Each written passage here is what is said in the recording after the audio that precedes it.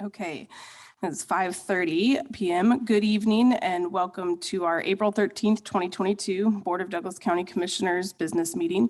We want to welcome those of you who are with us at the old courthouse and those of us who are joining virtually on Zoom. I'm going to share a bit of information about how we conduct our meetings. Each action item that is on the agenda will offer an opportunity for public comments specific to that topic. We ask that you wait until the agenda item that you're here for is up for discussion near the start of our meeting. Before discussing regular business items, we will also invite folks to offer general public comment. That is for items not on today's agenda, but related to general county business.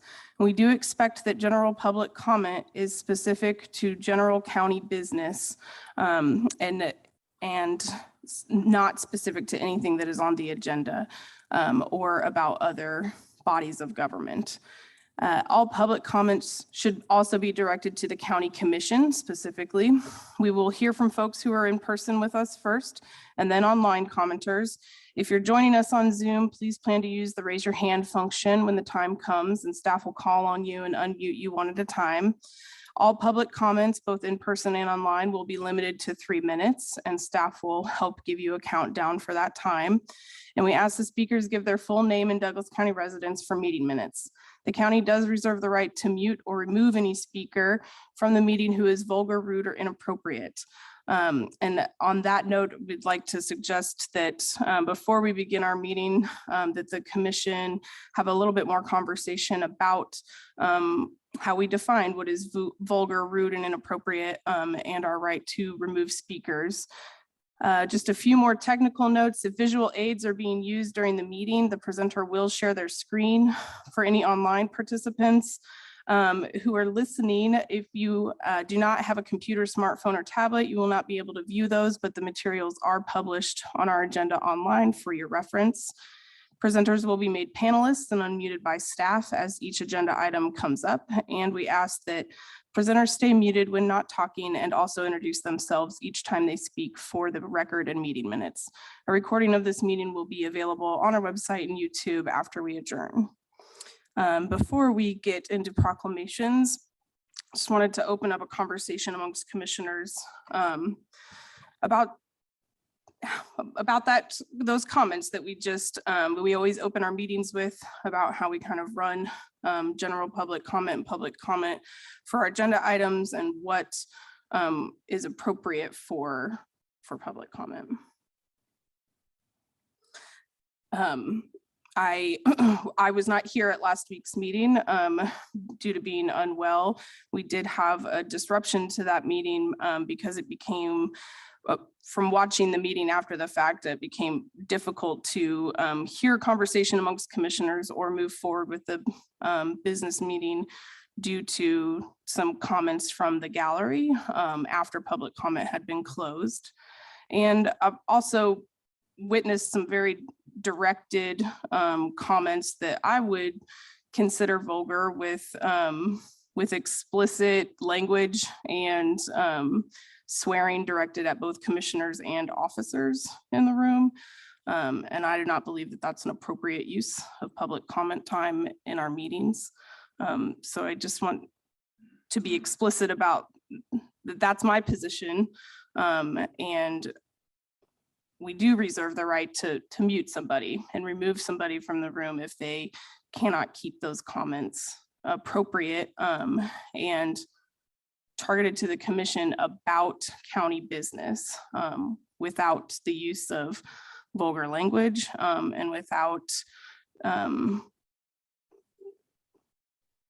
without the use of vulgar language is a piece of it for me. So I'm interested in hearing what other commissioners have to say.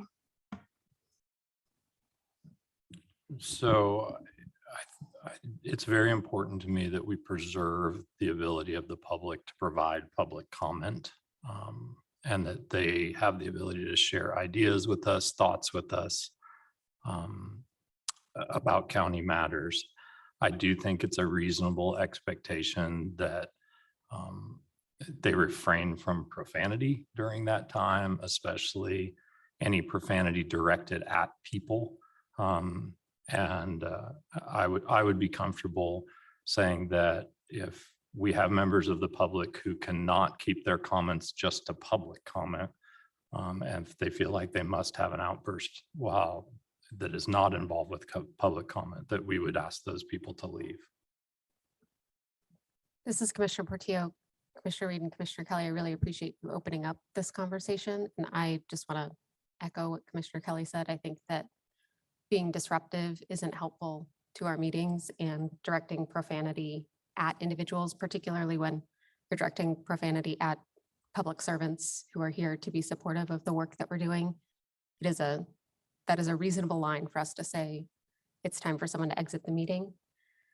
I also fully agree with Commissioner Kelly. I want to make sure that we can keep public comment open. When we have rules around public comment, we do that because it's an equalizing principle. The idea is that if everyone has a set amount of time, then everyone has a chance to address the commission, and we can do it in a way that is clear and transparent, and everyone gets a chance to participate. So when we have outbursts outside of public comment or general public comment or a particular agenda item, it makes it harder for us to hear from everyone and do the people's work. So I think that those are two kind of bright lines for me: profanity particularly addressed at our public servants, and outbursts outside of general public comment or specific public comment for an agenda item that disrupt our meeting. So just to be clear, I want to make sure that those members of the public come to our meeting. We will ask people to leave if they direct profanity at any person here, any public servant here during that time, and if there are outbursts outside of our public comment period. And if they refuse to leave, we will ask our sheriff's deputies to step in and escort them out of the meeting. I just want to make sure we're all clear and in agreement with how we're going to move forward.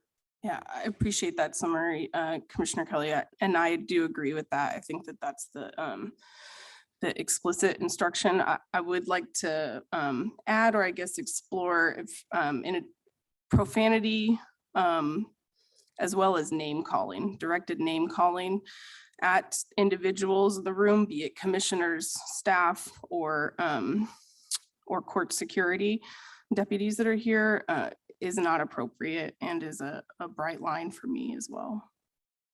So, any further comments? Okay, thank you. With that, the first thing on our agenda item is a proclamation, and let me get that pulled up. And I'm going to look out in the audience. Do we have anybody that's here for the proclamation? Great, thank you. If you want to go ahead and come forward, I'll read out the proclamation and then turn the mic over to you to provide any further comments and presentation. Thanks for being here. So for National Public Safety Telecommunications Week, which is April 10th through 16th, 2022, this is our proclamation. Whereas emergencies can occur at any time that require sheriff, police, fire, or emergency medical services.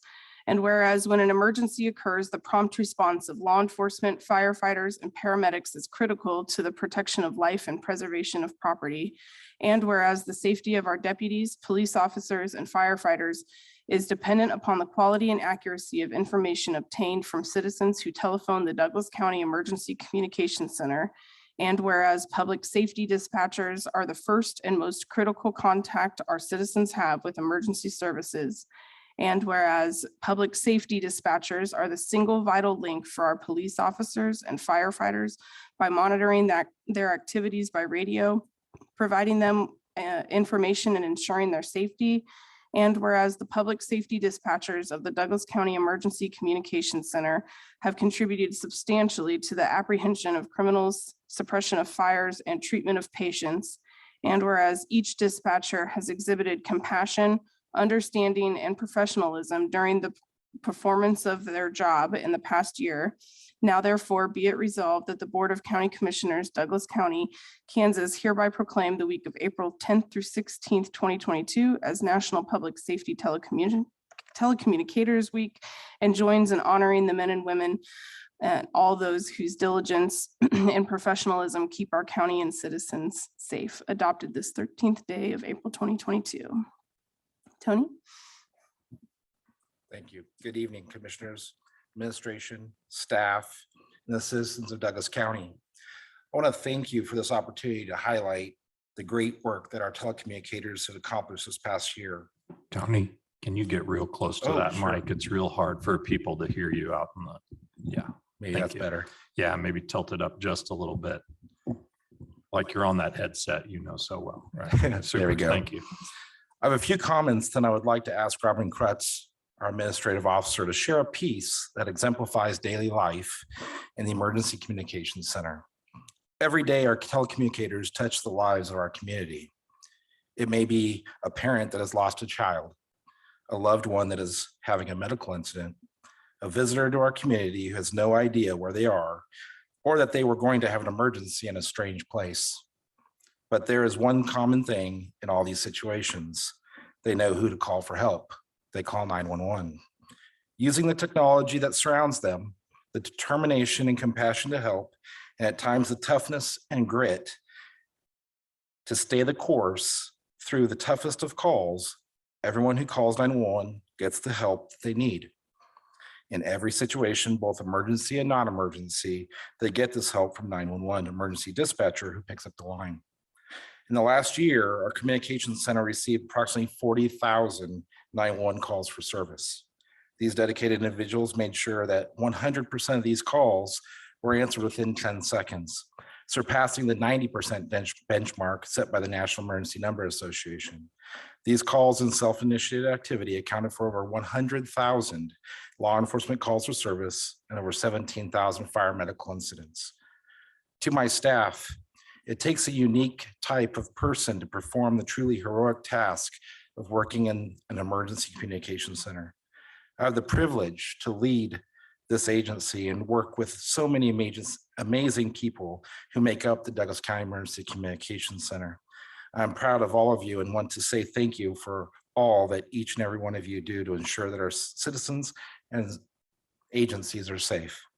Thank you for your time. Robin. Hello, my name is Robin Krutz and I'm the Administrative Officer for Douglas County, Kansas Community Emergency Communications. I'm here to represent our team of 911 emergency dispatchers, and I'd like to read a poem of tribute for both our team of dispatchers and for all 911 dispatchers nationwide. The author of this poem is unknown.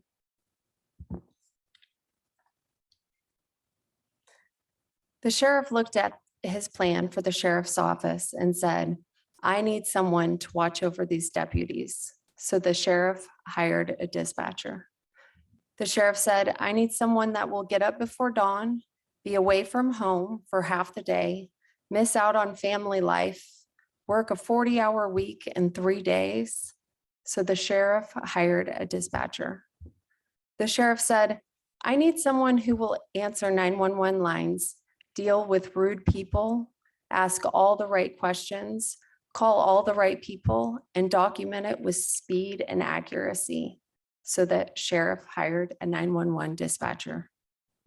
The sheriff said, I need someone that is willing to sit at a computer all day, call out a wrecker, cancel that wrecker, give directions, listen to their problems, give the same directions again, answer their supervisor's questions, put callers on hold, run a registration, run a driver's license, run a criminal history report, give a case number, squeeze in a bathroom break, find that information, add that information into the call, find a translator, talk to the media, calm the crying parents on the phone, deal with the irate parents, stay on the phone and listen to the gut-wrenching screams, and then calmly answer the phone and help the next caller. So the sheriff hired a dispatcher. The sheriff said, I need someone to watch over the deputies on the radio, check on the unit, repeat everything they say, type everything they say, run all those driver's licenses, run their registrations, check on that stolen car, run 4 criminal histories, check on that wanted man, check on that unit again, print everything, call the attorney, call the judge, call the coroner, call the other agencies, check on that unit, dispatch the call holding, inform the sergeant, page the fire department, eat a cold dinner, call for mutual aid, call for life flight, get more backup, check on that pursuit, work that shooting, stay calm and cool as steel when you hear your deputies call for help. And they need to send them all home safely at the end of the shift. So the sheriff hired a dispatcher. The sheriff said, I need someone who will do all of that for an entire shift with a smile, no complaints, and then do it all again tomorrow. So the sheriff hired a dispatcher. We want to thank our dispatchers at Emergency Communications and the Emergency Communication Center and nationwide. Thank you. Commissioner Reed, thank you both for coming here. I really appreciate all of the work that dispatchers do. And that poem is a pretty illuminating list of all of the roles and all of the skills and specialties and knowledge that exists for dispatchers. So thank you all for being here. We really appreciate the work you do for our county. We This have is- this signed proclamation. Tony, I just had a quick question. Did you say that 100% of the calls are answered in 10 seconds or less in Douglas County? Yes, ma'am. That's really incredible. Thank you for that. And if I can just add a thank you to both of you. Tony, I think you've come to the commission a number of times sharing with us how hard it is.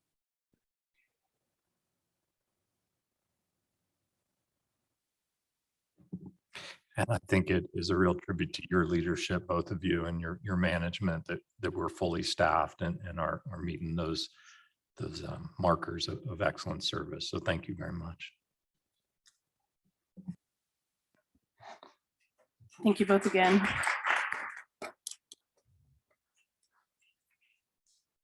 All right. With that, we will move on to our consent agenda. Do either commissioners wish to pull anything off for further discussion? Okay. Would anybody in the public like to pull anything off of our consent agenda this evening for further discussion? Seeing none, double check online. No hands raised. Okay. I'll be ready for a motion. This is Commissioner Portillo. I move to approve consent agenda items 2.1 through 2.4. Second. All those in favor? Aye. Aye. Okay, thank you. Now we'll move on to general public comment. As a reminder, this is for anything related to county business that's not on today's agenda. I do have a few folks signed up. I'll call on those first and then double check if anybody else here in the room would like to comment, and then we'll move to folks online. Brian?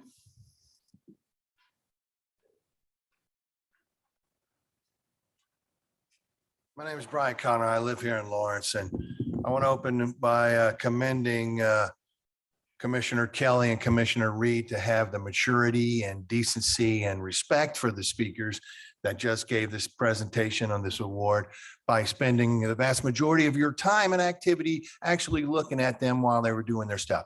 Unfortunately, we have a third commissioner. The third commissioner, she received an email from me last week because of her insistence on pounding away on her keyboard and staring at her screen every meeting and being rude to the public. And so I sent her an email that said, I will come to every meeting, call it your disdain of and rudeness to the voters of this county, and forward a request weekly, every action by you while you're on the commission until you close your laptop and actually look at and listen to the speakers. Then I got a response from her that said, Brian, I am fully engaged with our meetings and regularly use my computer to track documents that part of our agenda. Then, platitudes, I'm sorry to hear you have concerns, et cetera, et cetera. Okay, great. So I did a request. And so I got the results back from Ms.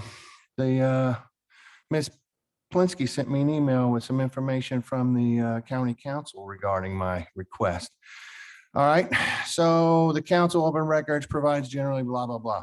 So I had requested any emails related to county business that were generated during the time period of this meeting from Commissioner Portillo, any work documents she generated, any things like that. Because she said, she uses a computer to keep track of the documents and deal with the documents that we're looking at during a meeting.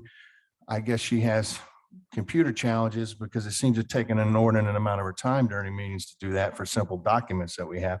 So after receiving your request, we searched for any emails related to County Business Center received by Commissioner Portillo during the time frame indicated in your request.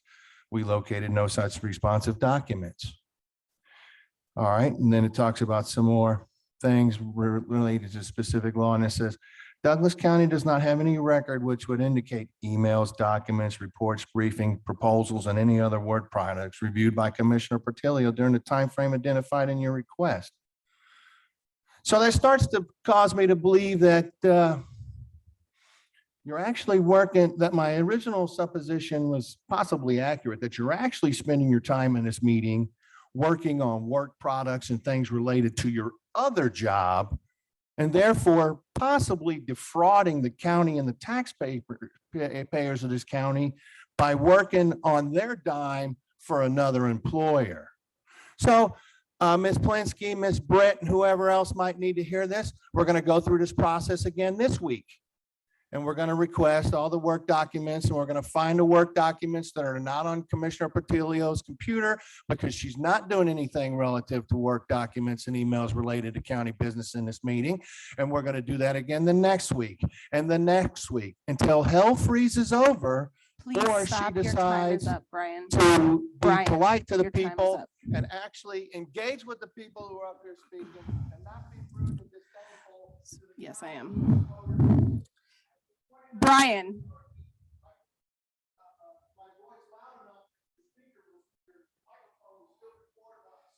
Oh, no.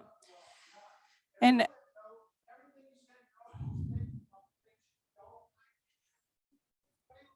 Brian, please leave.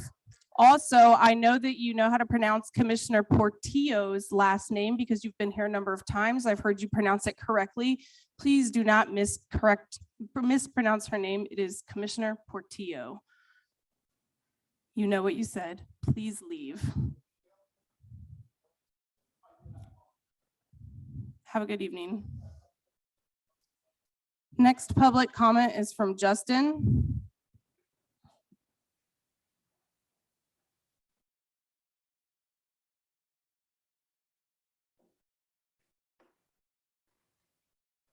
That was brutal. Oh, man. Does that mean you lied when you emailed him back saying that you were working on your job there when you really weren't? Does that mean you lied to him, straight up lied? Color me surprised. That wouldn't be the first time you lied about something, would it? And look how petty you are. Got to pronounce her name the right way. You seem really nervous when you talk. You don't like confrontation very much, do you, Shannon Reed? Really nervous. So anyways, my name is Dr. Justin Spees. I want to start off by saying I am offended at your opening remarks. I don't know if you see my hat here, but I was in the United States Navy, and it is in my culture to cuss. It is my identity. You ever heard that saying, cuss like a sailor? I am offended that you're crapping on my identity as a sailor. Sailors' lives matter. And I'll say whatever I want to say at any time that I want to say it. You had a problem with the way he pronounced her name when she's lying about what she's doing up here. And the issue is you didn't say her name right. Are you kidding me? Why are you wearing your mask, man? Cowards, men wearing masks. I don't understand it at all, man. You're not embarrassed at all by that?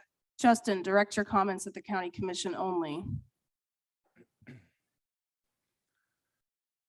You don't look embarrassing at all with that thing on, by the way. Stay strong, man. Stay strong. So this is my weekly reminder to you clowns, what you did to this community, the children that you abused, what you did to my life. You know, it's interesting. When you don't have anything, when everything's been taken from you, you sit around a lot thinking about how I'm gonna get payback. And that's what I've been thinking about, payback. Now, I know you weakling lefties are thinking, of course, it's violence that I'm talking about. That's because you underestimate us, in the words of George W. Bush. You underestimate us. The only thing we're capable is violence, huh? There's nothing else that I could do to get back at you, is there? Just violence, right? Keep underestimating me. I'm patient and I'm persistent and I'm pissed off at your guys' bullshit. Amy?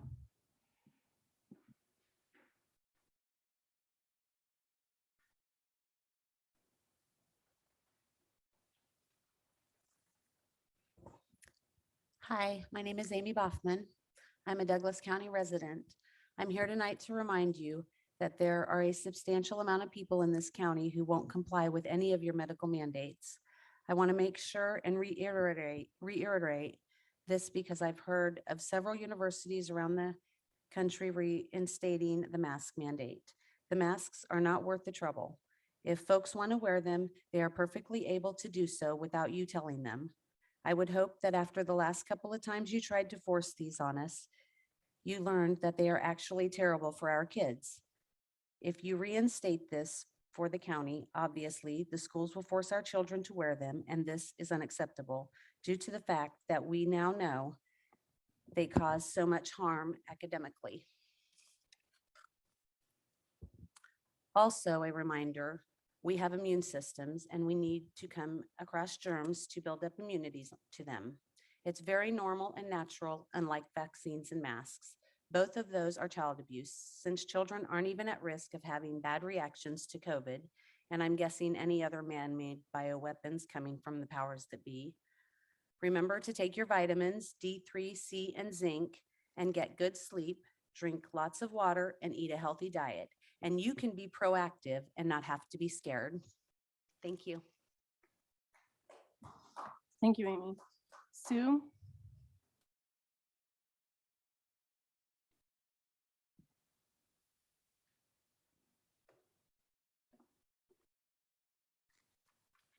Hi, my name is Sue Herrick. I live here in Lawrence. And I want to continue with what Amy just mentioned, that we're increasingly hearing about mask mandates being reinstated on campuses and in cities. And as well, I heard today that the Biden administration is asking for a 2-week extension for airlines to use masks. The momentum is growing for more masking again. But wouldn't it be amazing if the three of you became famous for courage this time around, as the citizens of Lawrence and Douglas County did in the 1850s and the 1860s.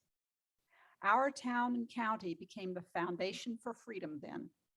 The term free state was a rallying cry then. It could be now. Instead of repeating the failures that resulted in damage to children and businesses, the three of you could become leaders and beacons of freedom for our state. Think of it. You could turn the tide. You could stop the oncoming momentum of oppression. You could link all of us back to this city and county's roots. The alternative is to cave again. Have you heard the studies done that have collected data of the damage to children under 2 years of age this last time around? The shocking devastation to children who were infants and toddlers during these last 2 years while masks were worn by adults. And that's what I want to emphasize. We're talking about the perception of children when they're looking at masked adults. It boggles the mind. Here are some figures and facts that point to the damage. First, a limited vocabulary has resulted.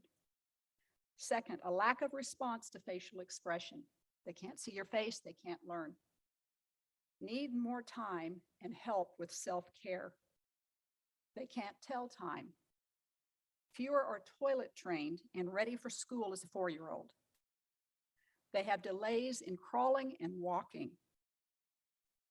They have referrals to speech pathologists. Those referrals are up 22%. On top of all that, the CDC has attempted to roll back key language benchmarks to accommodate a new normal. It's time to look this damage in the eye and say never again. Please be the leaders we need as free staters. Thank you. Thank you, Sue. Joe?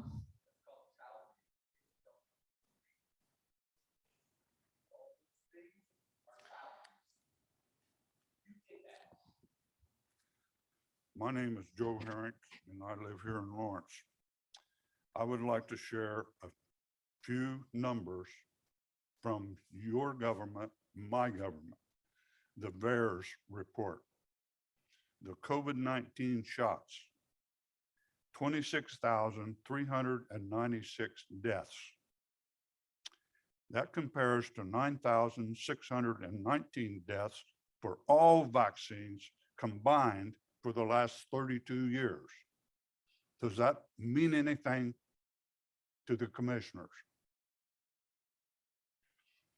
We've had over 1,000,002 adverse events, 145,000 hospitalizations, 48,850 permanently disabled, 4,400 miscarriages, on and on and on. And most of the academics say that you ought to put another zero behind all of this, or maybe 2 zeros. Worldwide, in December of 2021, there were 300 athletes that collapsed on the field or on a gymnasium. That's not a coincidence. These are cardiac issues. The UK yellow card supports the same trend.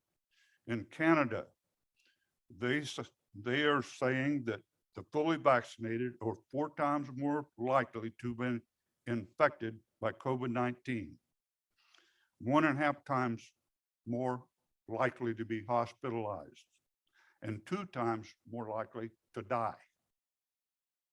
If you're under 18 years of age, your survival rate of COVID-19 is 99.998%.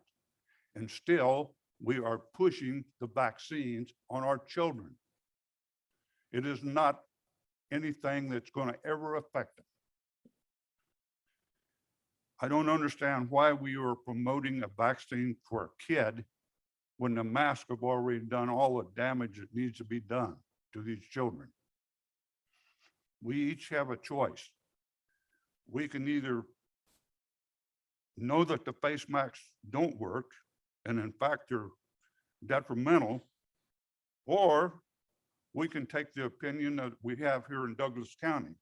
I'm fully vaccinated, I'm boosted, I can still transmit the disease, wear a mask, but I just tested positive for COVID-19. I'm grateful for the protection of these vaccines that have provided me. Thank you.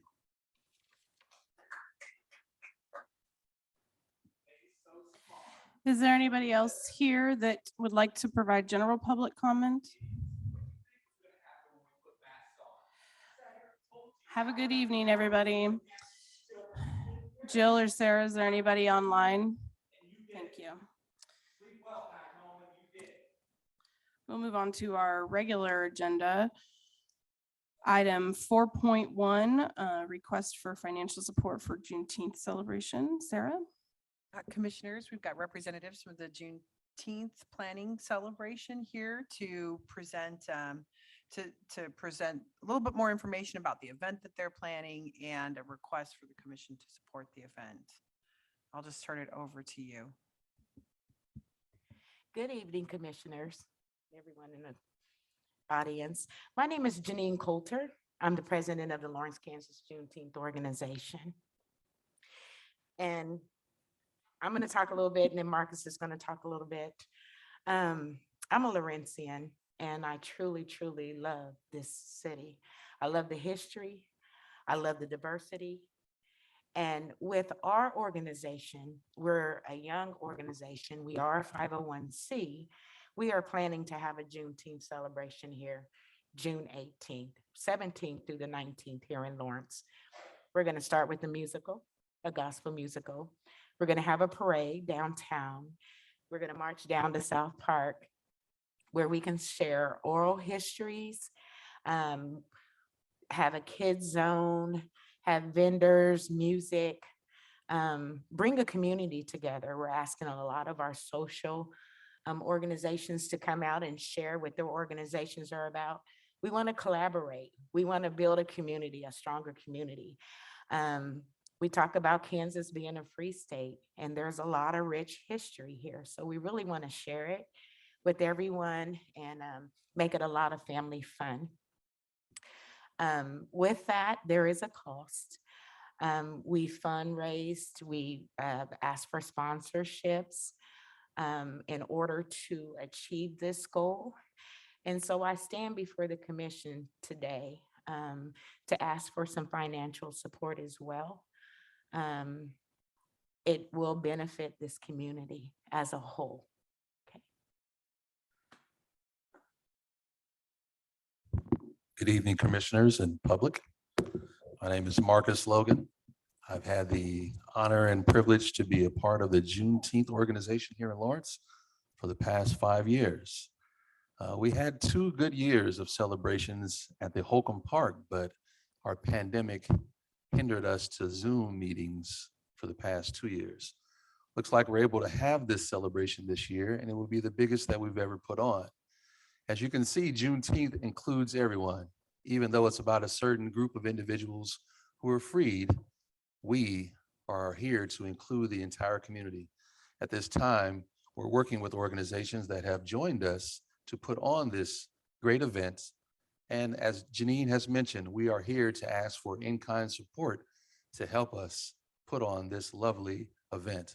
June 17th through the 19th, 2022 is when you can expect all of our events to happen, with the big celebration on the 18th at South Park. We're looking at all of you commissioners and hoping that you will listen to our plea. You have our proclamation in front of you. Do your best to read it. Have your heart open to what we're talking about. And no offense to anyone else that's been in here, we know how to act. We know how to bring everyone together. And that's what we're here for. So I got on this camera, came out in public to help my president of the Juneteenth organization here, Miss Janine. And hopefully you guys will see in your hearts to help us put this on. It's going on regardless, but we need the help so we don't have to have so many different supporters helping us. Thank you for your time tonight. You all look lovely, mask included. Thank you both for your comments. We really appreciate you coming out. Any questions from commissioners for Janine? Do you guys have any questions? I Yeah, know. sorry, that's what I was asking. I asked that in Okay. kind of a confusing way. I also want to say, hi, it's nice to see you, Janine. Yes, yes. Any questions from commissioners? Yes, thank you for being here. I really appreciate the presentation, the ask and the focus on celebration of Juneteenth in our community. You did kind of focus on the Lawrence-based aspect of this particular celebration, and I'm wondering, I mean, you're coming to the Douglas County Commission. How are we making sure that we're including folks throughout our county in the celebration? Well, when I speak of Lawrence, usually it's of Douglas County. We will be having Underground Railroad tours that will be going out into the county. We have people coming in from various counties. Eudora, we did our oral histories. We have Chase Austin, who was a NASCAR driver at the age of 14. We're trying to, we're focusing on the past, the present, and the future. So we brought a little bit of all the oral histories in here. The Lewis family, they are an 1800 family here. And, they came in and they have properties all throughout the city and the county as an established family here. And then we also did the Didales of getting their truth, their story, and getting that out, which was a local family here in Lawrence, talking about, the social issues that were going on at the time, about the education that was here, just things like that, that is pertinent today. So we do have the whole county involved. And we are inviting them as well to participate. Thank you. So thanks for sharing all about the celebration. Okay. Sounds great. My question may be for Sarah. Okay. And so Sarah, I seem to recall that for events before, we have provided dollars for 4th of July celebration. Is that right? That's correct. Yeah. can you think of any others that we do this for? Well, I think we've gone back and looked at, the county did provide some support for the Juneteenth celebrations quite a few years back, I believe. It Didn't we was like discuss about that? 2004. We've been doing this since 2003. So, But other than that, and I would say that we haven't provided, direct budget allocations for community-based celebrations, but the commissioners do have a small contingency fund inside their budget for smaller recognitions or smaller events that we have used in the past for kind of particular one-time requests like this. Thanks. That's my only question. I'll have some more during discussion. I don't have this, Commissioner Reed. I don't have any questions. Commissioner Portillo asked mine, so I appreciate you kind of expanding on that. And I guess I'll add a comment that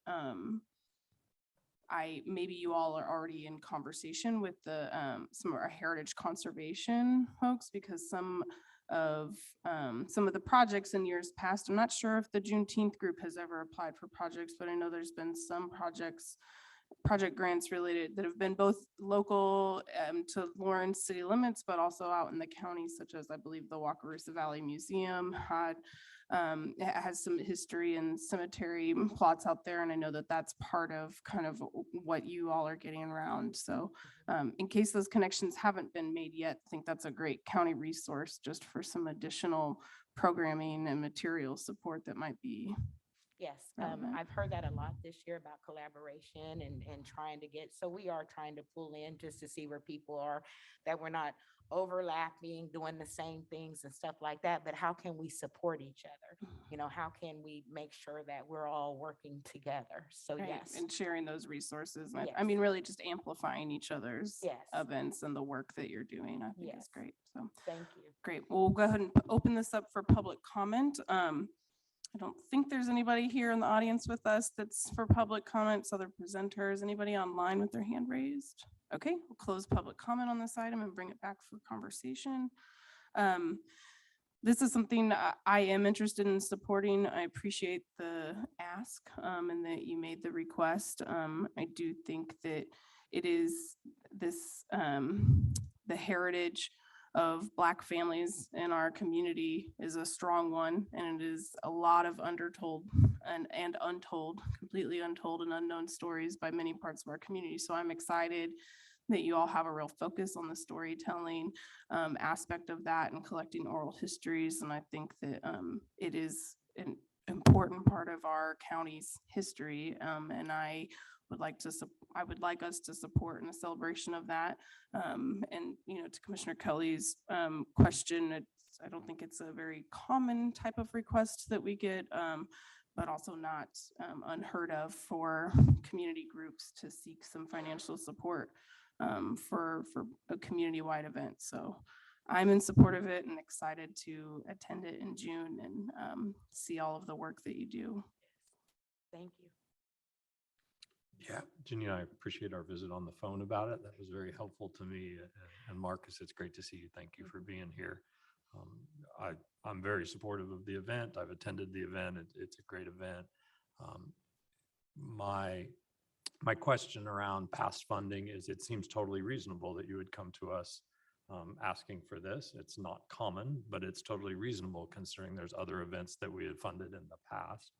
I appreciate Commissioner Reed suggesting some other sources, not that this isn't bad, but I am sort of interested in having a conversation with the commission about, would it be good to maybe set in our budget a line for sort of event requests so that we were clear, because what I want to prevent is I don't really want to prevent people from coming and asking us, but I want us to have a process and people to know that there are dollars available for asking and what would be a reasonable request, so, is it 5,000? Is it 10,000? Is it 20,000? What's or is it 200? What's the right number?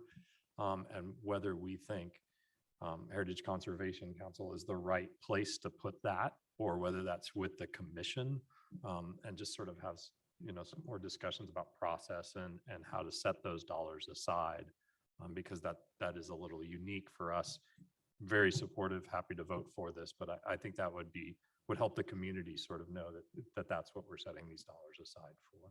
This is Commissioner Portillo. Commissioner Kelly, I really appreciate that discussion of process. And I think it goes back to your kind of question at the start of, I do remember us having a discussion about 4th of July celebration. And I think that Juneteenth is a very similar, let's make sure that we're celebrating our community's history and let's make sure that we're highlighting important conversations for our community about our values. So I agree that we should be funding this. I also agree that we probably need to have a larger discussion about process. This is kind of a off-cycle ask. And so do we need to have a timeline for these types of asks? Do we need to think about what part of our kind of, we have the county commission miscellaneous budget. I think this fits really well into what we have set aside. Like this is exactly the type of thing that we would fund out of a miscellaneous set aside. But what is the process for getting those miscellaneous dollars? So I would like a discussion about process in the future, but like my fellow commissioners, I support this and really appreciate you all coming to us and giving us the opportunity to support it. Thank you. Thank you all. Thank you, Janine. Two thoughts. One follow-up comment. That's a great suggestion, Commissioner Kelly. So I appreciate that. And we'll thank you, Janine, and your committee for kind of raising that issue for us so that we can be even more conscientious of our processes and be transparent about that and set expectations for folks. So I appreciate you making the ask for that outcome also. Process question for Sarah. Do we need a formal motion? Yes, I would say if the commission wants to support this particular request tonight, we should have a motion to that effect.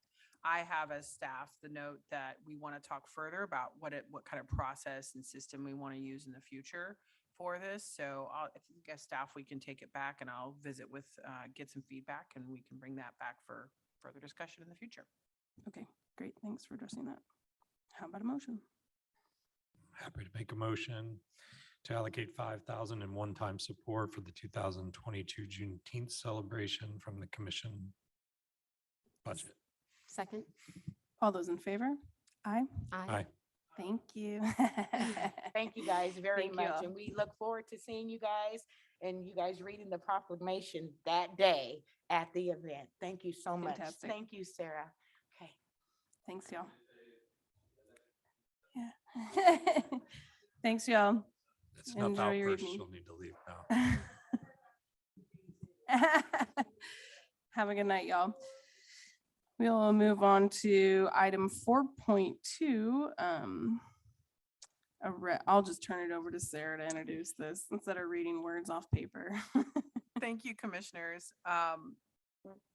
We've got representatives from Gilmore and Bell, the county's bond counsel. Cammie Owens, our budget manager, who's helping us shepherd this process, is here, and Ben Hart with Baker Tilly is online. Commissioners, we've had a slight change in direction on how we want to approach the bond sale. As you've probably read in the national media, rates have changed, are pretty well, mostly rates are volatile at this point in time. And so there are two options available to cities and counties under Kansas law related to how we sell bonds. The more traditional method is what we were planning on doing, which was, a more public announcement and then the selling of bonds. And if you want the specifics of how that piece would go, Garth's probably in a better position to outline that, or Ben. Another option is a negotiated sale, which is where the county would issue an RFP saying, hey, we have these bonds we'd like to refinance. Here are the kind of terms we'd like to see for this refinancing.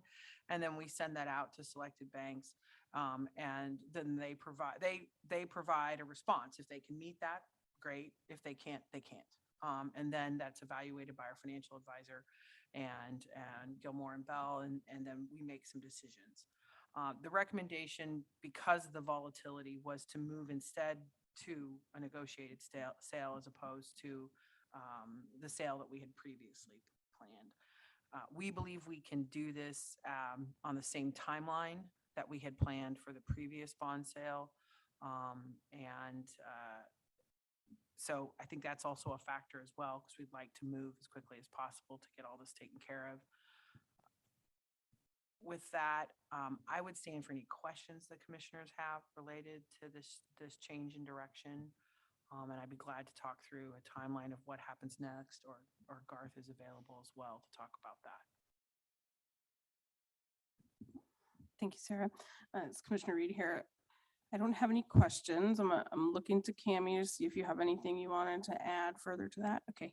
I appreciate the adaptability and the need to kind of rethink perhaps a non-traditional direction, but I trust that that feels like an appropriate response to the volatility of the market right now. So it makes sense to me. We have any questions from other commissioners? I just want to make sure I understand that the traditional way we have done it, we would be leaving the traditional way because of the volatility of the market that usually we would follow when we put them out for bid. But this is because of the volatility, we want to have maybe a little bit more control of what the rates are. Is that right, Garth? I'm not Yeah. sure who to ask that question to. I think as Garth's coming up, what I would also say is the county has done negotiated sales in the past. Thank you. That's So helpful. it was a while back. But it is something that actually Douglas County has done in the past, and it's done, lots of local governments in Kansas do negotiated sales, but Garth? That's correct, Sarah. Garth Herman with Gilmore and Bell, the county's bond counsel. Thank you for having me this evening. Yes, as Sarah mentioned, under Kansas state law, there's two main ways the bonds are sold, either a public, call it an auction sale, or a negotiated sale. Generally in the past, the county has gone through the public auction route where bids are due at 10 o'clock on this date. And if an investment bank wants to buy them, they submit their bids, sealed bids, so nobody knows what those interest rates look like until it's time to open up the bids. The other way is a negotiated sale where you can still take, in essence, bids for a purchaser for those bonds, evaluate basically the best bid, and then agree to negotiate the sale with that bank or with a bank that bank will find. The benefit of doing it that way is that when interest rates are like this and there's a lot of market volatility and it may not be a good day to hold a public auction, you get to pick the day, the best day for the county in order to sell those bonds, in order to lock in those rates. So by kind of switching to this type of a method, and as Sarah mentioned also, it is something that the county's done in the past. It's been a few years ago, but back in the early 2010s, 2010 to 2013, the county did go through some negotiated sales in order to basically time the market and have a good bond sale result. So by doing it this way, you'll still be able to lock in rates, assuming that those rates meet certain thresholds that the county commission is going to approve in this resolution, where even though you pick a bank to work with, if that bank is not able to bring back a minimum level of savings, then the county doesn't have to do the deal. And we can handle that. And there are some notices that we've sent out to let everybody know that we're going to pay off these bonds early, but we can revoke those. And that won't cause any problem, because basically if it's not a deal that's going to work best for the county and for your taxpayers, it's not a deal that's worth doing. And so this method allows the county to still go through that process and see what those results are, and then come back, assuming those interest rates are where you want them to be. So I just want to highlight something you said to make sure I understand. This is in the best interest of the county and the taxpayers for the county to negotiate that sale. If we put it out to auction, we can still reject that bid, but that does create some challenges within that market and who might be bidding in the future. Is that accurate to say? That is exactly right. Okay. It is well within your power to do a public auction bid and then to reject all the bids. You can do that.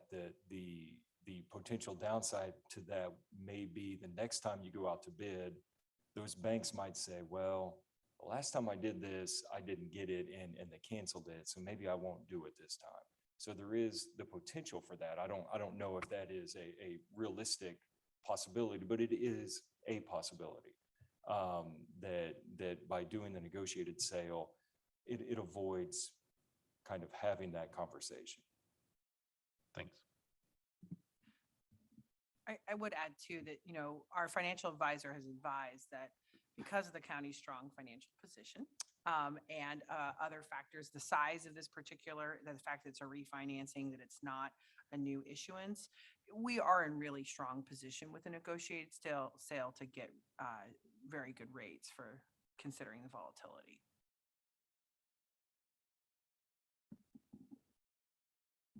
Any other questions? Okay, seeing no questions, I'm gonna open this up for public comment and see if anybody's online with their hand raised. All right, we'll close public comment for this item, bring it back for any continued conversation or motion. This is Commissioner Portillo. I just want to say thank you, Sarah, for staying on top of this and bringing this to us. Thank you, Garth, for the full and complete explanation. This does seem like the best way to move forward. And if my fellow commissioners are good with it, I will make a motion. So I move to approve Resolution 22-14, authorizing and directing the negotiated sale and delivery of general obligation refunding bonds, Series 2022-A of Douglas County, Kansas, and authorizing the chair to sign the bond purchase agreement so long as the sale meets the parameters set forth in Section 1. Second. All those in favor? Aye. Aye. Great. Thanks so much for joining us. Thank you all very much. Have a good evening. Thanks, Cammie. Okay, with that, we'll move on to item 4.3, 2021 Douglas County Health Equity Report. Jill? Good evening, Commissioners. I have Valerie Carson with the Lawrence Douglas County Health Department is with us tonight virtually to present the 2021 Douglas County Health Equity Report. I put this in my meeting memo, my memo for tonight's presentation, just as background. This is the second report. The first one was done in 2018. And that 2018 report really, I like to continually cite it as it was catalytic to a lot of folks that have been engaged in the anti-poverty community health plan and really inspired us to do the work that is reflective and the strategies that are reflective in the community health plan.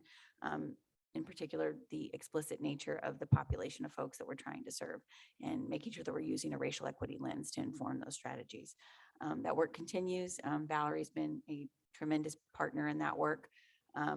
But today I'm gonna turn it over to her and let her share progress to date and open up some time for some questions and conversation afterwards. Valerie? Can you hear me? Yeah. Okay. I've been having some audio problems recently, so I just want to make sure. Well, good evening, commissioners and county staff. My name is Valerie Carson, and along with the informatics and community health teams at Lawrence Douglas County Public Health, we facilitate and support Douglas County's community health assessment and improvement planning process.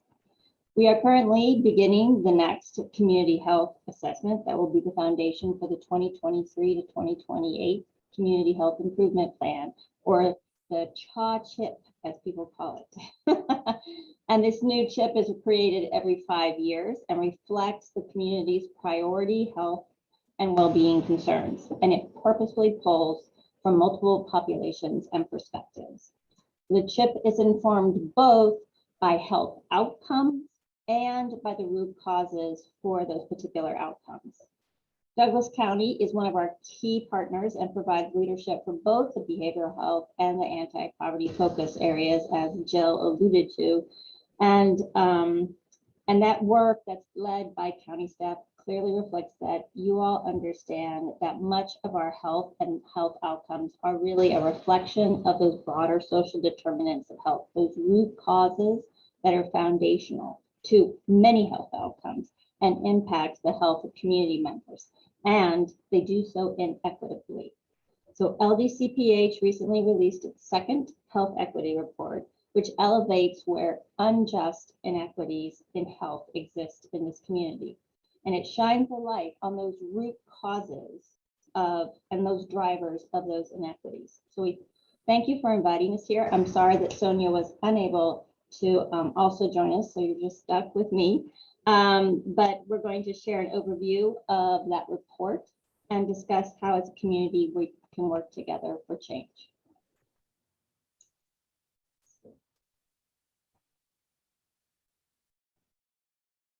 So can you see my screen? Yep. Great. Come in. There you go. Okay.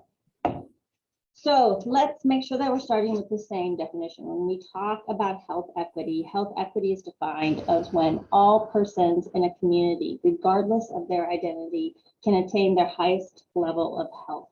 And in order to achieve health equity, we need to start by truly understanding how inequity is manifested in this community and what factors are driving it. So as Jill noted, we have released our first health equity report back in 2018. And that was really that first opportunity to start to really elevate not only differences in health outcomes, but many of the root causes that were driving those. It was very much embraced in the community. The other day, I looked at the number of presentations that were done with that particular report, and it was pretty awesome. And people really wanted to know more and understand. And as I think Jill said, it really was a catalyst to start thinking in a much deeper and richer way, how do we change population level health outcomes and improve health for everyone that lives in Douglas County? We did make a commitment at that time to review and update that. We got slightly distracted by a pandemic, but we are back now with the 2021 Health Equity Report. We changed our formatting a little bit this time, kind of trying to be responsive to some of the things we heard, where there were some community that weren't as comfortable with kind of a traditional narrative kind of academic type of report, and kind of tried to move to a more graphic representation, less intense with the amount of verbiage, but lots of visuals, etc. But it has the same purpose in that it was to really elevate these issues and prompt conversations among those who are most impacted in the community and among those who can make the biggest difference in modifying the drivers of many of the root causes. With the hope that that would then create energy to be able to make modifications in policy systems and environments to bring about change in health. And it works very nicely right now because this health equity report has come out, is starting to raise awareness, having people ask questions, build their capacity to understand and know what the data is, which then dovetails very nicely into our upcoming community health assessment process, in which our community health issue survey, which was actually just released this week and is available on LDC Health's website, that these issues start to be raised in the community, people talk about them, people tell us what's important, and then we can start planning the next improvement plan and it be responsive to what this community has identified as its priorities. One of the things we did notice in trying to go graphic, and I just want to just touch on this really briefly, is in trying to be more graphic, we recognize that for some people that created more of an access issue. So we're intentional about going back and creating some additional versions that were high contrast for those that have visual acuity issues, doing a Spanish version, and also doing a text-only version for those that rely on a text reader in order to be able to access information, as this is something that we want everyone in this community to be able to access and be able to be part of the conversation and planning around. So key takeaways from this, which are none of them are going to be surprising to you. We have seen some improvements. Those improvements are not equally shared across all groups. And we recognize that it is incredibly important to address the systemic causes that are maintaining disparities. And that the only way to really do that is to engage both those who experience those disparities and inequities and those that can modify those systems that are maintaining or sustaining those particular drivers. So we do this in this report by beginning by talking about some of those foundational factors. What are those root causes that impact health? Things like one's level of income, levels of poverty in areas, educational attainment, race and ethnicity, one's housing status, one's employment. All of these are looking through a lens of what impacts our long-term health outcomes. What factors are known to be predictive of having either better health or poorer health? So real quick, I want to make sure that my language is clear and that when we start talking about health disparities and health inequities, because sometimes I think people are using them in the same way, and I want to be clear of where I differentiate that. So health disparities basically are any differences in health status and mortality rates across population groups. And some of these you're going to say, okay, well, that makes sense biologically. For example, rates of cancer among those who are above the age of 65 are higher than rates of cancer for children under the age of 10. Rates of breast cancer are higher among women than they are among men. Where we look at where health inequities are different, is health inequities are always disparities, but they are disparities that are rooted in systematic, avoidable, and unjust systems and contexts.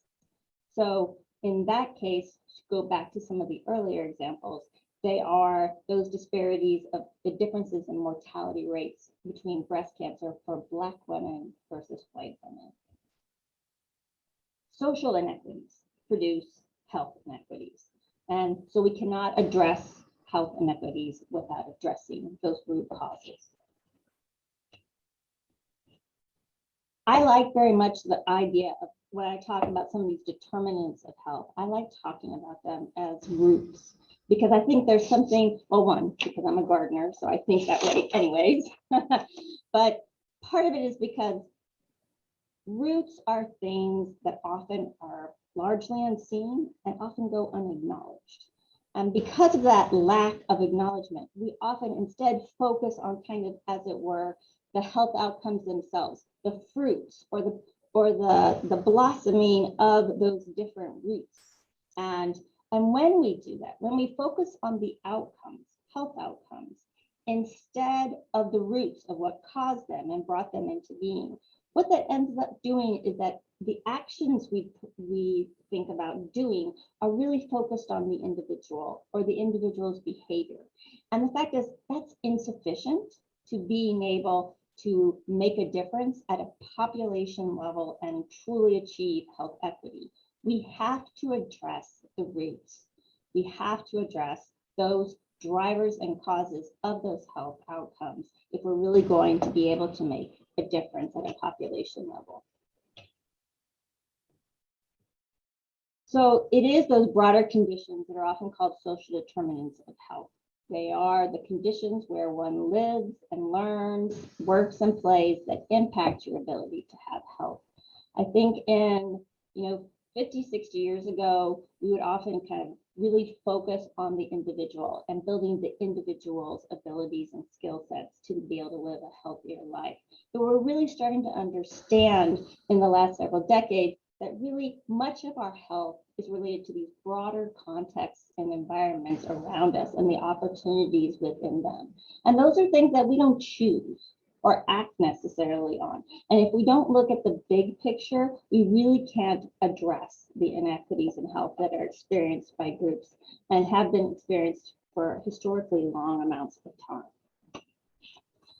So when we talk about social determinants, they're often a couple of different groups that have different kind of, as I would call it, buckets, as it were, of different types of social determinants. But I think that the Healthy People 2030 is a good one in the sense that it has 5 kind of major areas: economic stability related factors, educational access and quality, healthcare access and quality, neighborhood and built environment, and the social and community context within which one person lives and works and plays.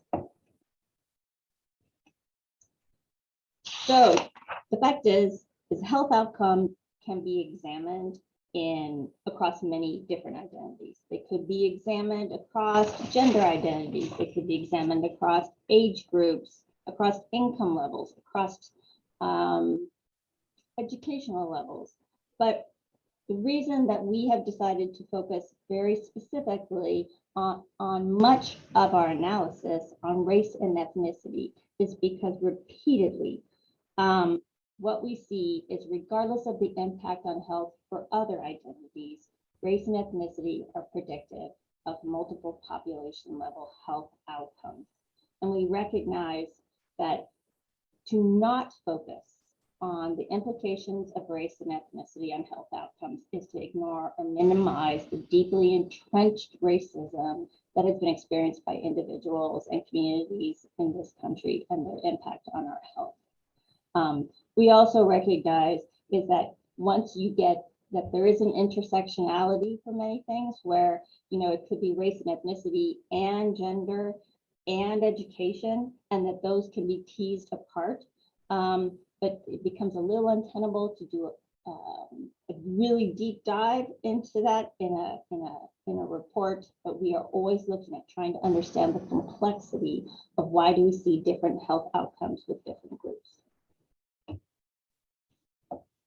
In addition, we understand, we rake up the fact that there are disparities in health with those who have disabilities.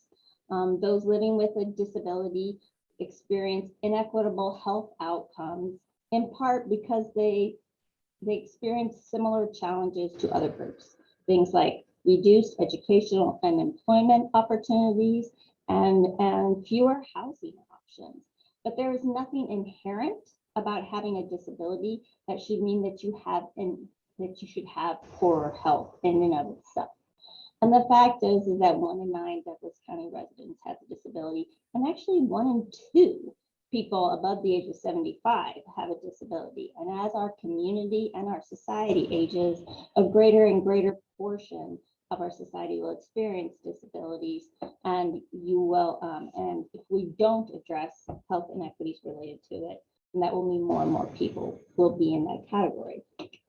So if we see that out of 1 out of 9, if we compare residents who report living with a disability compared to those without a disability, so their counterparts, you see much higher rates of chronic obstructive pulmonary disease, higher levels of reporting that their physical health is not good, that their mental health is not good, arthritis and diabetes, etc. So we recognize that also having a disability makes a difference in your health inequities. And finally, before we start kind of looking at some of the deeper data dives, I want to be very transparent about, we want to be thoughtful about the data that we're using. We know most of our data right now, the most recent data we have is from 2019. It's not going to capture some of the COVID years. And so I will try to highlight where that's different and know and recognize the fact that some of these things may change over time. In addition, we try to stay away from looking at averages because averages can sometimes really hide things. And I'm going to come back to this number that I'm showing you right now, which is that, you know, it's amazing that 1 out of 5 Douglas County adults who are 25 years or older has a bachelor's degree or more educational wise, and compared to about 1/3 in the state of Kansas. And so that's a really great number, but just looking at the average misses the point that different groups within this community have very different levels on average of educational attainment. And if we don't understand that, and if we're not willing when we look at data to dig deeper beyond the average, we don't see where the inequities are, and we don't know how best to target and focus our actions to improve things. So let's start with looking at what Douglas County looks like in the sense of who we are in our numbers. Douglas County is still a predominantly white, non-Hispanic community. 4 out of 5 people identify as such. We are a county that is still growing compared to 4 out of 5 counties in the state of Kansas, which actually are losing population. We continue to grow, which I'm guessing as commissioners that you know. But what is important to recognize is that of the growth that we have had in the last 30 years, that growth has been fueled by people identifying as Hispanic, Latino, Black, Asian, and Native American. I think median age tells us a lot. We are in many ways a fairly young county, and that's influenced by how many universities we have in this town. The median age is 30 in Douglas County. But it becomes very interesting, and I always like to try to hold a couple different pieces of data in my hands at the same time when I'm trying to understand something. Is if we look at median age by race and ethnicity, you see some really distinct differences. such that the median age for those who identify as white non-Hispanic is 32, that the median age for those who identify as 2 or more races is 19.2. So you have a big difference in median ages. So it's kind of where those populations sit. And so you need to be kind of aware of some of those demographic pieces of information, because then when you look at health outcomes and how they're distributed, knowing what their ages are, et cetera, can help you go, well, if I just looked at the proportions of who has this health issue, it seems like it's distributed about right. But if you start to understand that one group is significantly older than the other, then you have to start to call into question, is there a disparity? Is there an inequity here? And what might be driving that? So let's look at some of those root causes. One of them is income and levels of poverty. So in Douglas County, the median household income was $59,435 in 2019. This has been increasing steadily over many years, but this is where you look at, so if you look at the average or you look at the median, which is the 59,000, how that can obscure the fact that other groups have a very different experience in their level of income. So you have, for those who identify as white non-Hispanic or 2 or more races, their income on average does not differ from the median income. On the other hand, those who identify as Black, Asian, and Hispanic, and Native American have median incomes $16,000 to $19,000 less than that. And among children who are below the age of 18 living in poverty, we have higher levels of children among those who are Hispanic and Latino and 2 or more races compared to the overall group. In a community in which there are 3 universities, in 2019, 1 out of 7 ninth graders did not graduate from high school in a 4-year time frame, which I was actually a little surprised about. And this is because this is actually lower than the graduation rate for the state of Kansas. However, when we look at the overall 25 or older group, we find that, again, remember we looked at it before, half of residents have a bachelor's degree compared to 1/3 in the state of Kansas.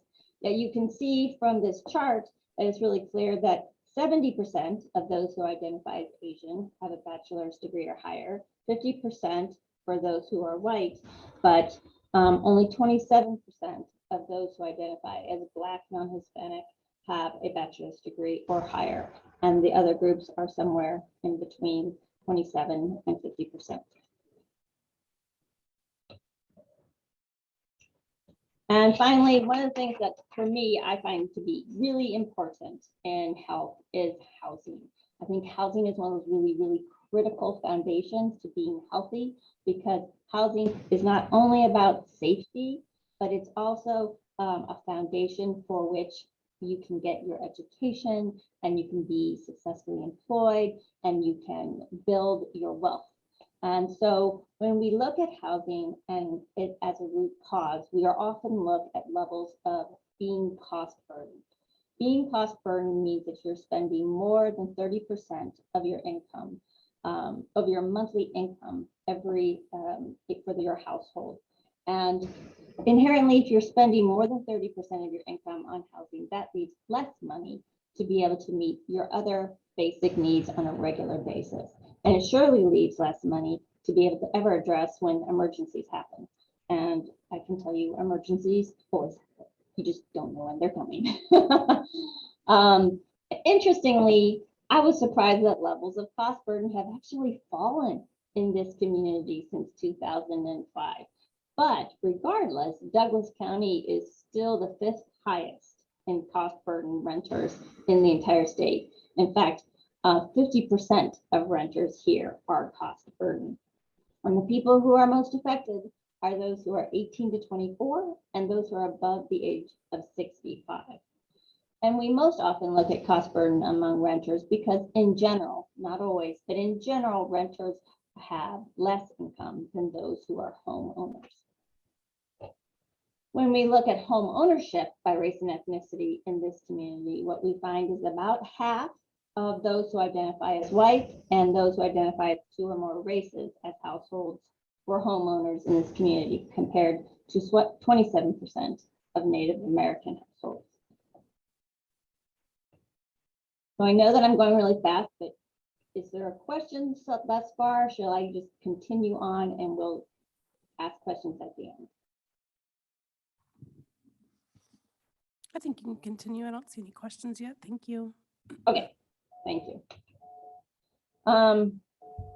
And finally, about the housing, we do have a Lawrence example that I learned about once I came here. My understanding is, while I'm familiar with redlining, in larger communities, we didn't have official redlining here, but we did have areas of the community that were identified as problem housing areas, and that historically, that people that were real estate people would direct those who identified as Black into those problem areas, which only perpetuated then the fact that you're in substandard housing that has challenges to it that then can impact one's health.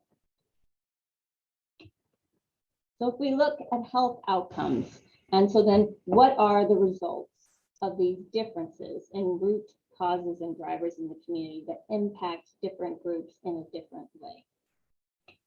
One of these is around low birth weight. Low birth weight is an indicator of our community's infant health. Low birth weight is unfortunately increasing overall slowly, but the percent of infants born with low birth weight is statistically higher for mothers who identify as Black non-Hispanic. And while there's been a lot of progress in positive outcomes for those babies who are born with low birth weight, the fact is that statistically those babies are still at greater risk for delayed motor development, for learning disabilities, and for the possibility of dying before the age of 1. Birth to teens is one of those areas where we actually have made progress. That has significantly decreased over time. If we do look at all mothers that are giving birth locally across race and ethnicity, we do know that among those mothers who identify as Black or 2 or more races, that they have a higher proportion of that group are teens than they are for others. And that becomes problematic or challenging, I would say, because that can have an impact both on that mother and on that child. Because for a mother who's giving birth very young, it often interrupts their education, which in turn then interrupts their employment and their opportunities to grow their income. And that, of course, comes back around and then is a predictor or a factor in their health in the future. Heart disease is the leading cause of death in Douglas County in 2020, and it's one of several cardiovascular diseases. Those who identify as Black and white, non-Hispanic, have the most years of potential life lost because of heart disease.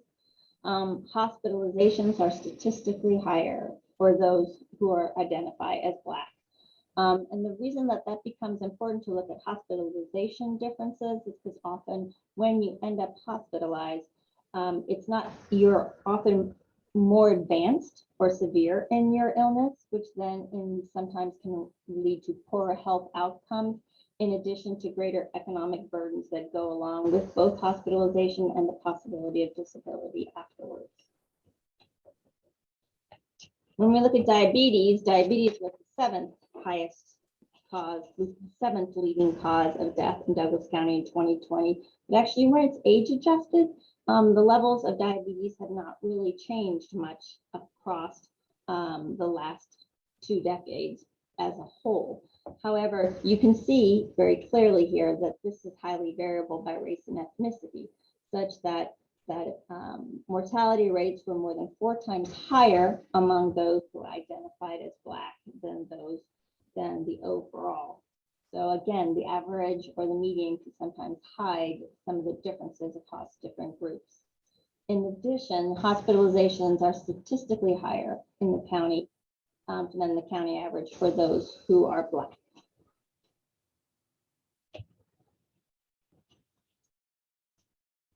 And the age leading cause of death in Douglas County is suicide. And it is for 18 to 44-year-olds, suicide is actually the second leading cause of death, which I found very profound and very sad.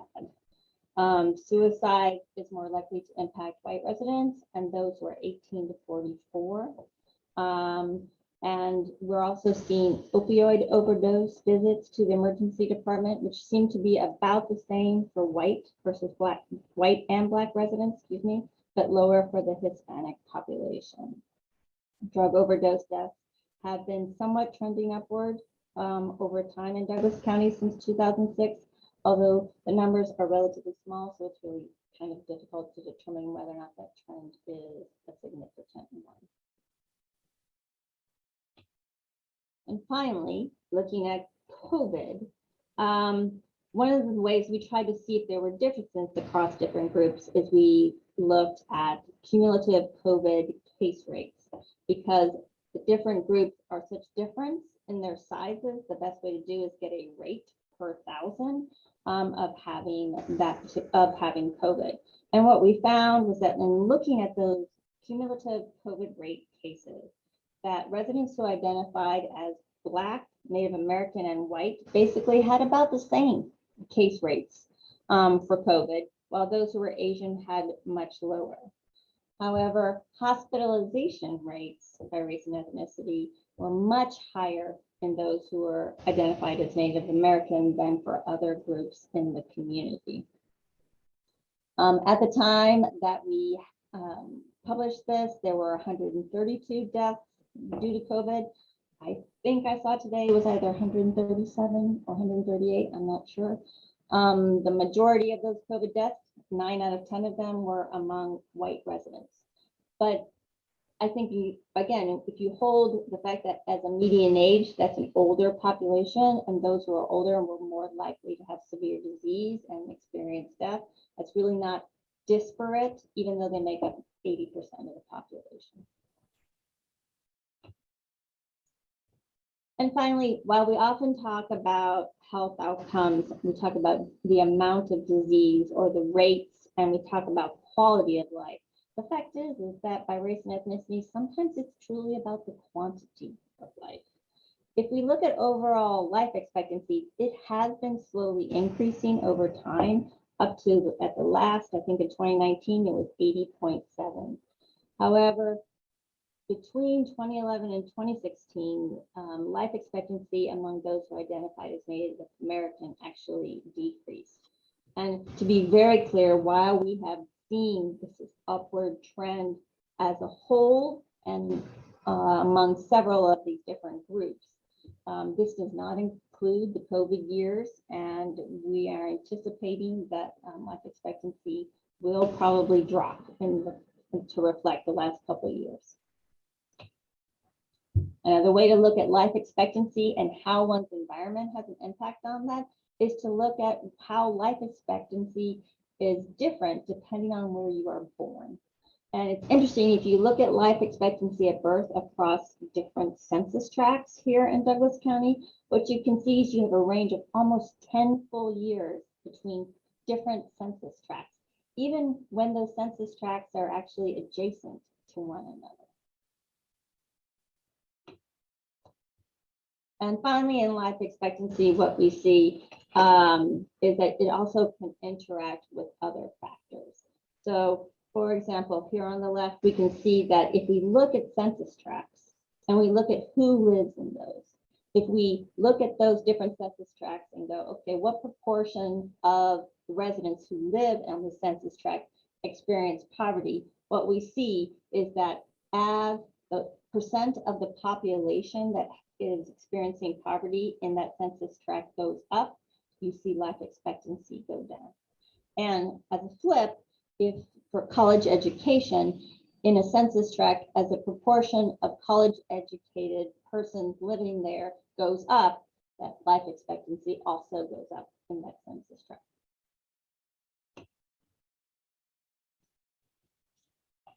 So I've shared a lot of what I would call mostly quantitative data. Let's see if I can say that. And in order to effectively, truly assess what the community needs and conditions are, we really need to have a combination of both quantitative and qualitative data. This particular quotation, in addition to a lot of quotations that are kind of woven throughout the health equity report for 2021, come from a series of focus groups that were conducted by the KU Center for Community Health and Development and really shepherded strongly by Christina Holt, who did an amazing job. Many of those quotes were sourced from these different focus groups that reflect diverse identities and also they were informing some of the challenges that those residents experienced in this community and recommendations on how to improve health for them and for their neighbors. So Lawrence Douglas County Public Health is very much committed to addressing health equity, and in our partnerships out with the CHIP, et cetera, are working outside, because you cannot achieve health equity. You cannot address root causes and drivers in the community by staying within the walls of the county health department. But we also know that we need to do investment and building within our own organization to try to make us stronger, because the vast majority of staff that are here at Public Health are Douglas County residents and need to understand how their work connects to our work and our vision of equitable opportunities and health for everyone in this community. So we've done some internal investment in education and capacity building.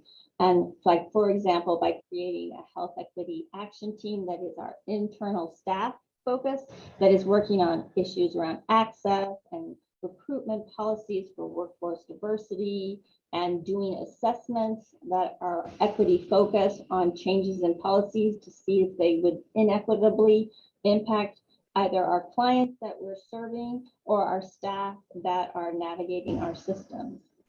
We've also used that health equity lens when we look at our strategic plan and our logic model. And we've pursued a lot of different grants to do internal training with key people and groups and parts of departments to try to push that knowledge out. And back in January 2020, we made the decision to have staff positions paid at least $16.25 an hour in order to be able to support a living wage for all of our staff. And in this past year, we've established a health equity action advisory board that actually is community members that we're bringing in to inform our organizational processes and policies. So if we think about, if we want to advance health equity and we want to do this in the community, and we need to do this with our partners, because as I said, we can't achieve health equity in this community from within this particular public health department and within our walls. We need to be able to identify what those health disparities are that are most concerned. So the health equity report gave us a foundation of information that helped us understand what some of those root drivers were and causes, how we were seeing that play out in health outcomes. And so we pushed this out into the community to help others understand this. And now we're starting to we're asking the community to help us identify what are those health issues that are most important to you. And of those that are most important to you, which ones are we doing well about, and which ones are we not doing so well and need to focus more energy on? So part of, I think, RWJF comes up with this: if our goal is equity in both health and in determinants, because we can't get to equity in health without equity in those social determinants of health, or those root drivers.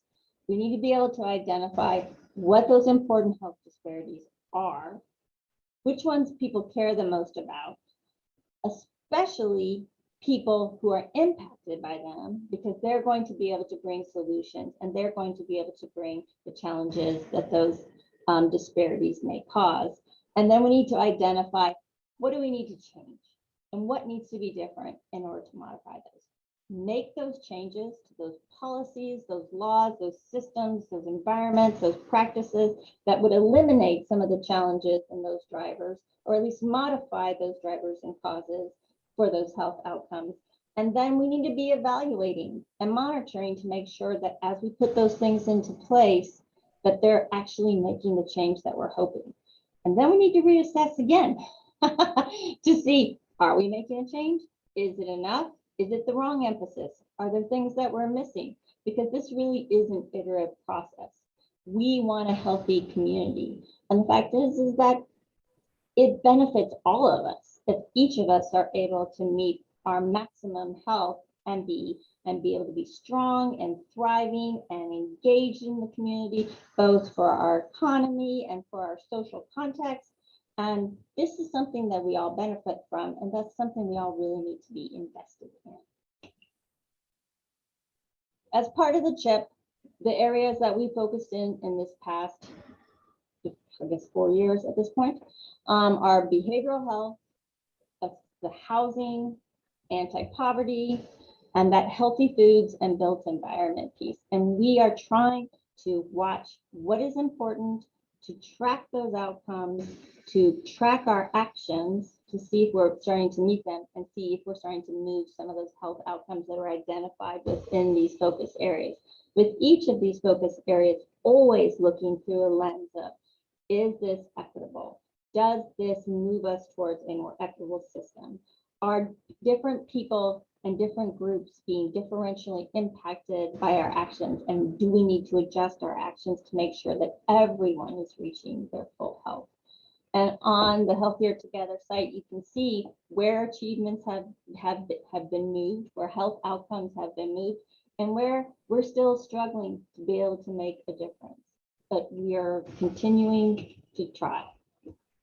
And kind of finally, I think my last kind of point would be is that, when we talk about a commitment to health equity, it's important to recognize that it is commitment both to the outcome and to the journey and the process as we go.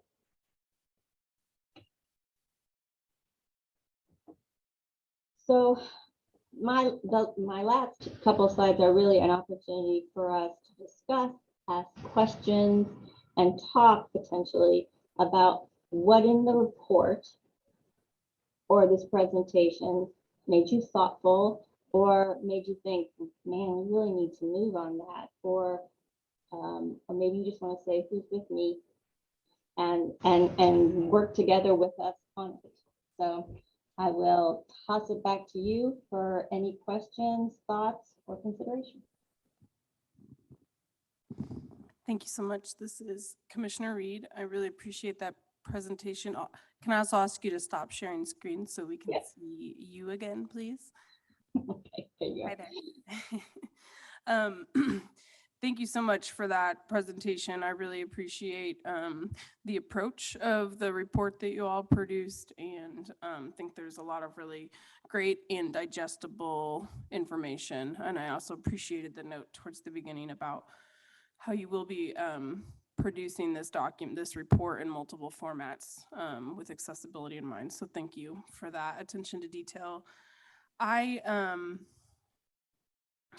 curious about, I don't think I saw anything indicating that there was consideration around gender equity at large. And so not just thinking about biological sex and what type of healthcare or lack of access to certain healthcare that biological females or males, and the different disparities and inequities that might exist there, but across the gender spectrum. And really, I'm just curious if there was any conversation throughout this, or if there's any data that's being collected or looked at around folks who identify as transgender or non-binary, and what their access to healthcare looks like and their experiences of inequity. Well, and I think that speaks to some of the strengths that the KU report that looked at focus groups really was able to bring, because they spoke very specifically to focus groups with people who included a diverse group of gender identities and some of the experiences they had.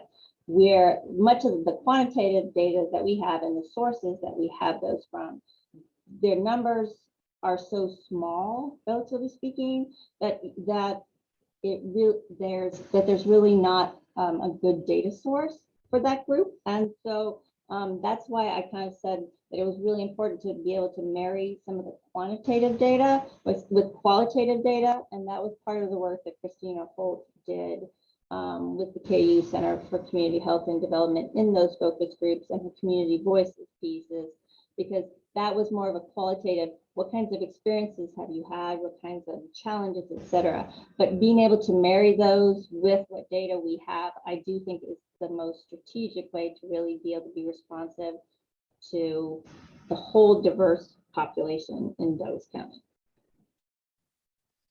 I appreciate that clarification. I think, yeah, it's really important to me that we intentionally talk about that community, even when we knowingly don't have the kind of data that maybe we don't have numbers that tell us good stories or accurate, information. But there's a lot of anecdotal information and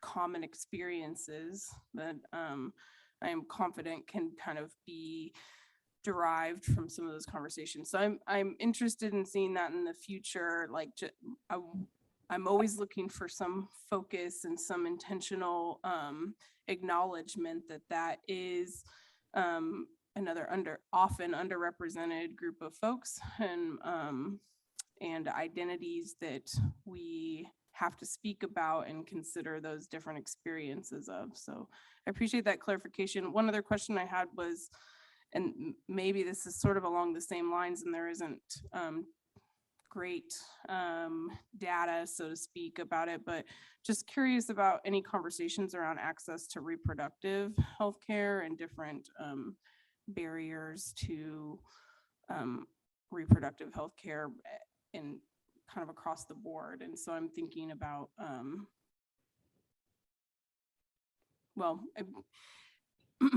thinking about it in terms of everything and we saw some of it with the with teen pregnancies, with some of the discussions around birth weight, I think are related. But curious about, access for folks to different types of family planning and different types of reproductive health care. And that I'm just curious if that's been a part of the conversation. That wasn't a very fully formed question, but if you've got any thoughts to share, I'd appreciate it. I think healthcare access was not one of the primary areas that we looked at in the sense of trying to identify what the large root causes and drivers of health outcomes are. However, that is part of this recently released community health issues surveys. One of the things where we have an opportunity to hear from local community members about the importance of that factor to their health and their health outcomes, and whether we're doing it well. So there is potentially some solid data that we can get from the community about what their experiences are and what they perceive as whether they have access or not. Thank you for that. I don't have any further questions right now. How about other commissioners? Valerie, thanks for the great report. I really appreciate it. It's really exciting to me to see the difference between 2018 and 2021. And I'm curious, as you look at that data, you said that there are some places that we've made some gains.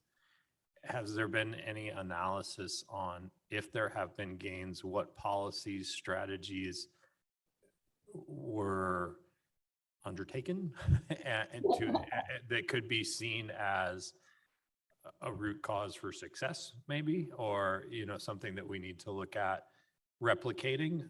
I think a lot of this, I'll let you answer the question before I start talking about it.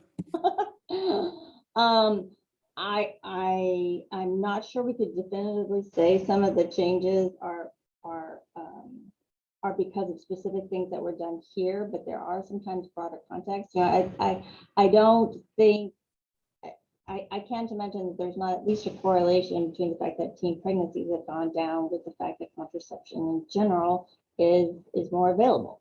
And you know, is that a local intervention? No. But there are people here locally that really work very hard to assure that that works. And I know, like, for example, the Let's Talk group that's now within Lawrence Douglas County Public Health really tries to do some of that education so that young people are prepared and know and understand what they can do to prevent pregnancies. So, you know, are there positive things about the fact that diabetes hasn't gone up as an average, just to be clear, because I know we have to kind of balance between as an average, it hasn't really, those with age adjustments hasn't gone up over the last 20 years. Is that kind of a win? Maybe people are more aware of that, but is that necessarily a specific intervention here at this time? Maybe not, but there are those who really are pushing for better food access, for healthier food access, for transportation that reflects that, and that is going on here locally and can contribute to better outcomes for Douglas County residents, for sure. Yeah, I appreciate that. I would put in, along with your teen pregnancy, the human sexuality standards that are taught in Lawrence Public Schools may have an impact as well.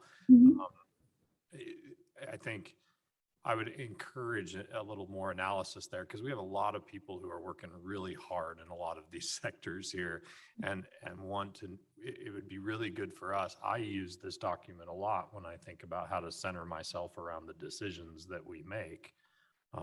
And to know what's working is as helpful as, you know, this giant shotgun approach to strategies, programs, and policies. And so I would just encourage more discussion around what we know that's working, where we can see we're making traction in addressing the disparities and inequities. And I think we do have some evidence that I know, at least with the community health plan, that there's been objectives that have been achieved both in behavioral health and in housing, et cetera.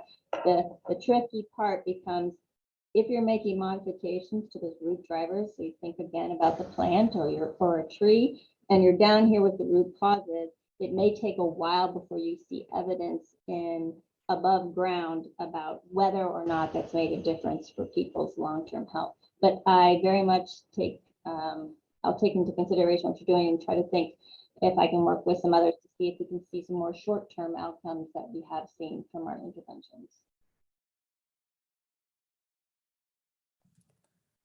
This is Commissioner Portillo. I don't think I have much to add given what my fellow commissioners have mentioned. I just do really appreciate the social determinants of health framework and kind of the ongoing nature of this work. There is no destination when it comes to our community health equity plan. It's really about seeing that progress that Commissioner Kelly mentioned and making sure that we're constantly refining in the ways that Commissioner Reed mentioned, as well as just making sure that we're including all of the voices and knowing that this is going to be ongoing work. So thank you for this presentation. I'm glad to hear that we're going to make sure that this is an accessible plan that gets out, an accessible report that gets out into our community. This is Commissioner Reed again.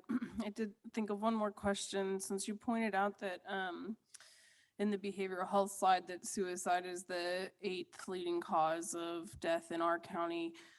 Do you know off the top of your head how that compares to other communities around us, or maybe communities of our size? Do we have a contrast for that? It's okay if you don't right now.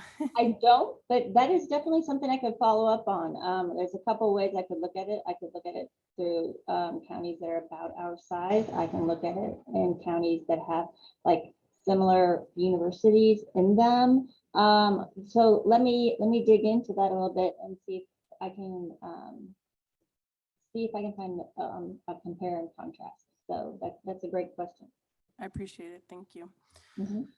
Okay, well, No further questions from commissioners, so we'll open this up to public comment. Don't see anybody here with us in the courthouse. Anybody online with a hand raised? Okay, we'll close public comment. Bring this back for any additional comments, conversation. Okay, well, we're not seeing any other comments. And just a reminder for anybody who's listening online, this is an informational presentation. There's no action to be taken on this item. So we just really appreciate you always making time to come back and give this presentation to us and for the public to review. Again, I really do appreciate the framework and the accessibility approach that I think you have really taken with this report, and that shows in comparison to previous reports. So thanks for your work and thanks for your time this evening. Thank you. Thank you very much for the opportunity to present to you. Have a good night. Okay, well, that brings our regular agenda, business agenda to a close. We'll move on to appointments. Do either commissioners have any appointments to make? I do. I have an appointment to CJCC for District 1. I'd like to appoint Doris Ricks. Doris, I've known Doris since 2005. She is the chair of the Legal Redress Committee for the Lawrence NAACP, and so I think this is really appropriate to her work. I looked closely at the appointments by the other two commissioners to make sure we have some different voices, I guess, is maybe the best way, you know, that we have different age groups, different ethnicities represented in our appointments, and I think Doris will fit this role really well. I think she'll do a great job. She's very excited to be appointed to this position, and so I would put her name forward and make a motion to approve Doris Ricks as our appointment to CJCC for District 1. Second. All those in favor? Aye. Aye. Great. Thank you so much, Commissioner Kelly. Appreciate that. And that rounds out our open seats for CJCC. Correct, Sarah? Well, we're still missing a lived experience person, so Thank you for saying that out loud. Yeah. Okay.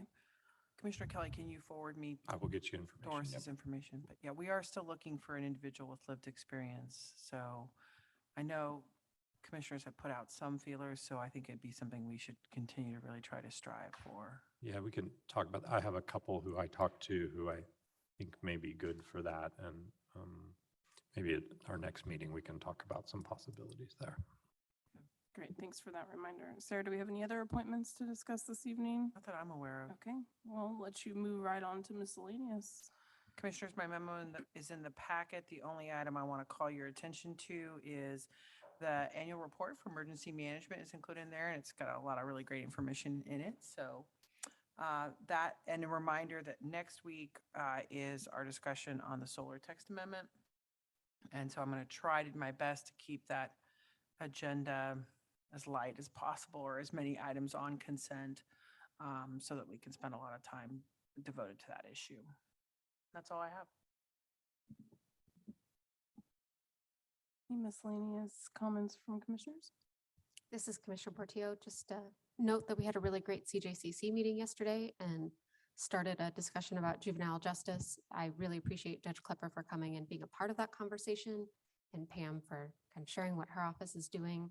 We also had a great conversation about alternatives to incarceration and some pretrial work. And I think that that is one of those things that there are lots of types of programs and lots of moving pieces there, but this is exactly what we need to be focusing on as a community, because we had a whole discussion about not expanding the jail, and this is where we see alternatives to jails. So making sure that we're really being robust in our offerings there and intentional, and making sure that there are ways to address what our community needs without centering incarceration as an option. So I was deeply appreciative for the conversation and for the engagement. And I'm looking forward to ongoing sessions. And this was Taylor Jones' first meeting. So thank you again, Commissioner Reed, for that appointment. And I look forward to Doris joining us next time.